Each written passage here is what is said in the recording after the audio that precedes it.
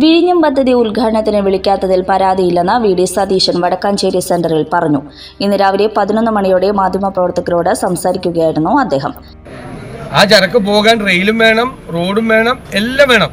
എല്ലാ ഗതാഗത സൗകര്യങ്ങളും അതിനാവശ്യമായ അനുബന്ധ സൗകര്യങ്ങളും വേണം. 8 കൊല്ലമായിട്ട് വേറെ പ്രത്യേകിച്ചൊരു പണിയും ചെയ്തിട്ടില്ല. മൂന്നാമത്തെ കാര്യം, ഉമ്മൻചാണ്ടിയുടെ കാലത്ത് തന്നെ ഈ കടൽ ഭിത്തി കെട്ടുമ്പോൾ പോർട്ടിന് വേണ്ടി അതിൻ്റെ ഇരകളായി മാറുന്ന സാധാരണക്കാരുണ്ടാവും. കാരണം കടലാക്രമണം അല്ലാത്ത സ്ഥലത്ത് രൂക്ഷമാവും. കാറ്റെടുത്തും കടലെടുത്തും ജീവിതങ്ങൾ പോവും, വീടുകൾ പോവും എന്ന് ബോധ്യപ്പെട്ടതിൻ്റെ അടിസ്ഥാനത്തിൽ 472 കോടി രൂപയുടെ ഒരു പുനരധിവാസ പദ്ധതി ഞങ്ങൾ ഗവൺമെൻറ് ഉത്തരവിറക്കിയിട്ടാണ് പോയത്.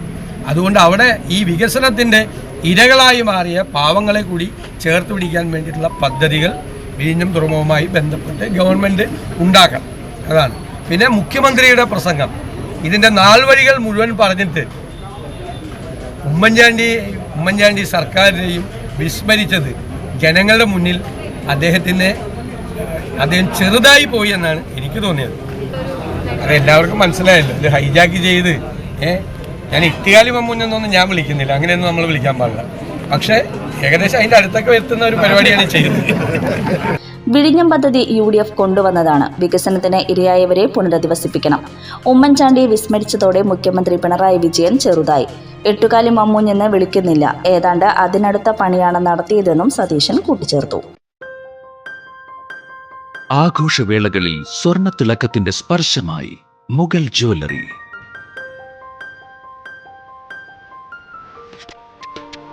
അന്താരാഷ്ട്ര ഗുണനിലവാരമുള്ള BIS 916 സ്വർണ്ണാഭരണങ്ങൾ മാത്രം വിൽക്കുന്ന തൃപ്രയാറിലെ ഏക ജ്വല്ലറി മുഗൾ ജ്വല്ലറി.